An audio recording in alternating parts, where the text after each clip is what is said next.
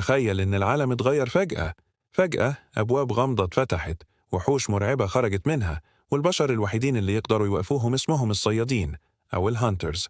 لكن وسط كل الأبطال دول في واحد مختلف، شاب ضعيف الناس كلها بتسخر منه، أضعف صياد في العالم. لكن اللي محدش كان متوقعه إن الضعيف ده هيبقى في يوم من الأيام ملك الظلال. في الفيديو ده هنعمل ملخص كامل للموسم الأول من أنمي سولو ليفلينج، ونشوف رحلة سانج جين وو من الصفر لحد ما يتحول لأسطورة. بعد ظهور البوابات اتولد نوع جديد من البشر، عندهم قدرات خاصة لمواجهة الوحوش، واتسموا بالصائدين. الصيادين ليهم تصنيفات من إي الأضعف لحد إس الأقوى. بطلنا سونج جين وو كان مصنف إي، وده معناه أضعف من الضعيف. دايما بيتصاب في الغارات، وأصحابه بيعتبروه عبء عليهم. لكن رغم كل ده ما كانش يقدر يتوقف، لأنه محتاج الفلوس عشان يعالج والدته المريضة ويدعم أخته الصغيرة الزنزانة المزدوجة.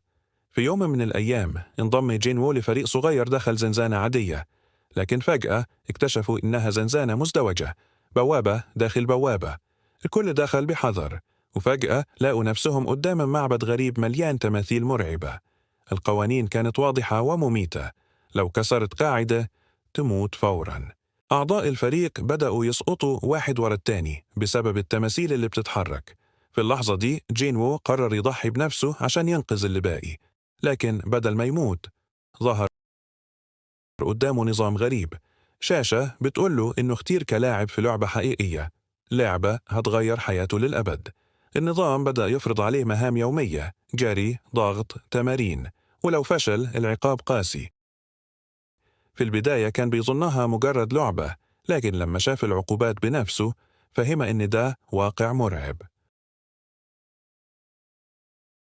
كل ما ينجح في مهمة يحصل على نقاط ومكافآت، قوته بتزيد، سرعته بتزيد، حواسه بتتطور. جين وو بدأ يدخل زنزانات بسيطة، يهزم وحوش لوحده، وكل مرة كان بيعمل شيء مستحيل بالنسبة لمصنف إيه. لكن الأغرب إن مستواه بيزيد بشكل غير طبيعي، وده ما بيحصلش لأي صياد غيره. بعد فترة قصيرة لقى نفسه قدام وحش رهيب أكبر من أي شيء واجهه قبل كده. الكل افتكر إنه هيموت، لكنه لأول مرة استخدم قوته الجديدة بجدية، قدر ينتصر.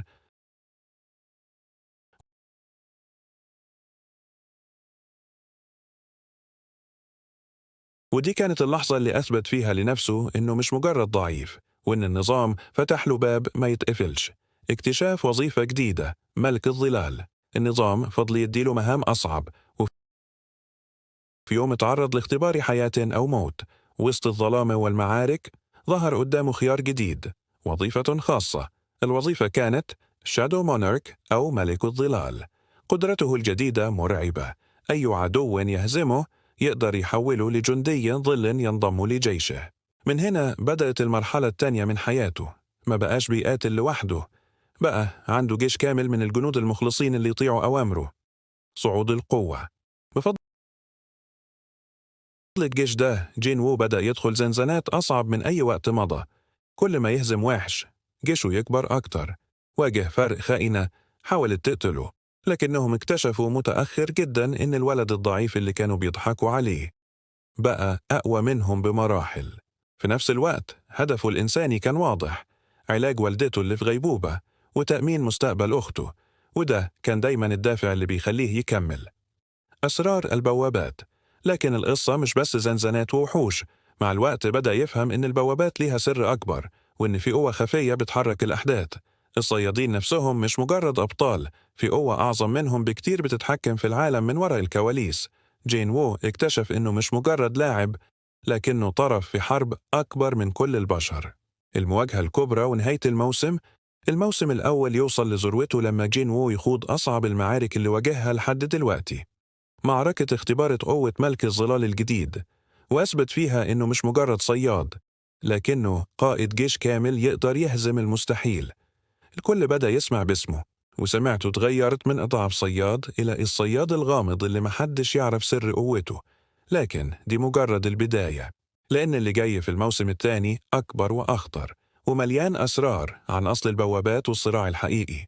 من هنا بدأت المرحلة الثانية من حياته. ما بقاش بيقاتل لوحده، بقى عنده جيش كامل من الجنود المخلصين اللي يطيعوا أوامره. قدرته الجديدة مرعبة، أي عدو يهزمه يقدر يحوله لجندي ظل ينضم لجيشه.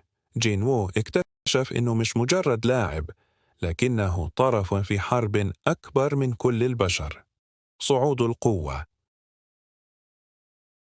الموسم الأول يوصل لذروته لما جين وو يخوض أصعب المعارك اللي واجهها لحد دلوقتي.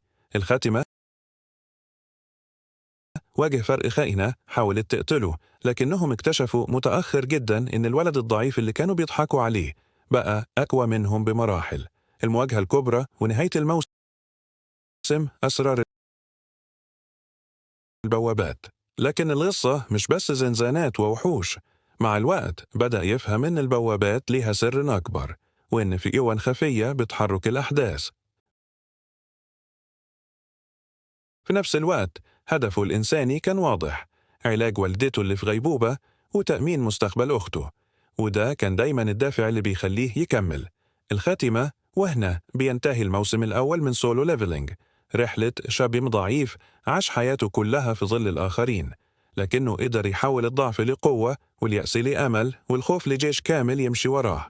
لكن دي مجرد البداية، لأن اللي جاي في الموسم الثاني أكبر وأخطر ومليان أسرار عن أصل البوابات والصراع الحقيقي. لو حابب نكمل بشرح وتحليل الموسم الثاني أول بأول، ما تنساش تعمل لايك واشتراك، واكتب في الكومنت: ملك الظلال قادم. الصيادين نفسهم مش مجرد أبطال، في قوة أعظم منهم بكتير بتتحكم في العالم من وراء الكواليس.